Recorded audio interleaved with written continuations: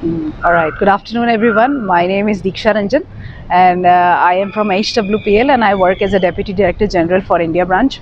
So today's program is for gathering of the religious leaders in Bangalore, and we are conducting a religious symposium where we are promoting the inter-religious culture and also the comparison of in-depth scriptural studies through International Religious Peace Academy, one of the interactive platform of HWPL, where more than 2,000 religious leaders have gathered. And this year as well, we are going to conduct on 2nd March and 9th March. So we are also conducting on a very small scale here in Bangalore, promoting about the different comparison of scriptures by also promoting that how we can bring this world together despite differences by transcending the ethnicities, the border, religion, caste, creed, and truly unite as one. Just like the chairman of HWPL says, and we also say together as we are one. Yes. All right. So I truly think that by conducting this kind of religious peace symposiums and by gathering people, I think that we can truly make a very positive change and a difference in the society.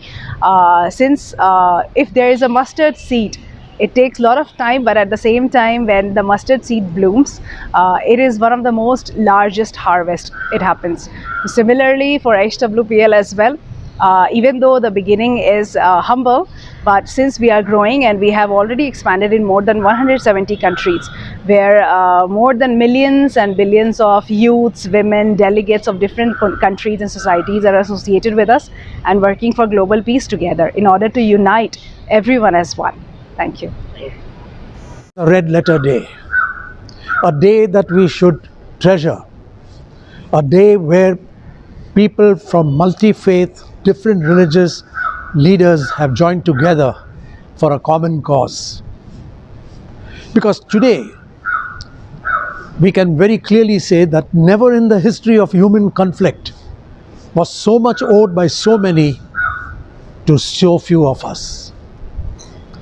Each leader of their respective religion spoke about their scriptures, but more importantly, when they talked about the core of their own religion, it did not vary at all from other religions. So the concept was that all religions are equal, none superior or inferior to the other.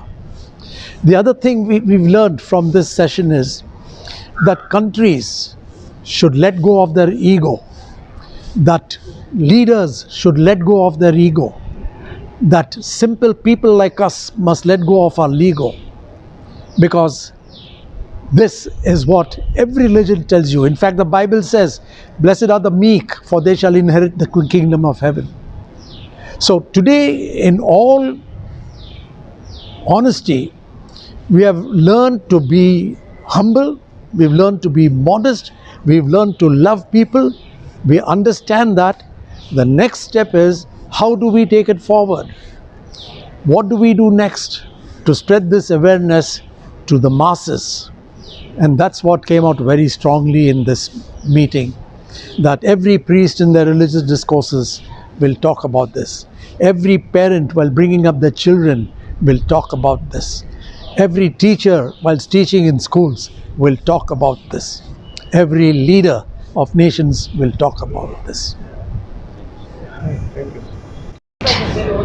Is running off well, and it's a very good organization to promote peace and harmony, not only amongst seniors but also amongst children, and to motivate schools and universities to basically promote these activities in order to make the world, India and the world, a better place to live in, filled with joy and peace and hope.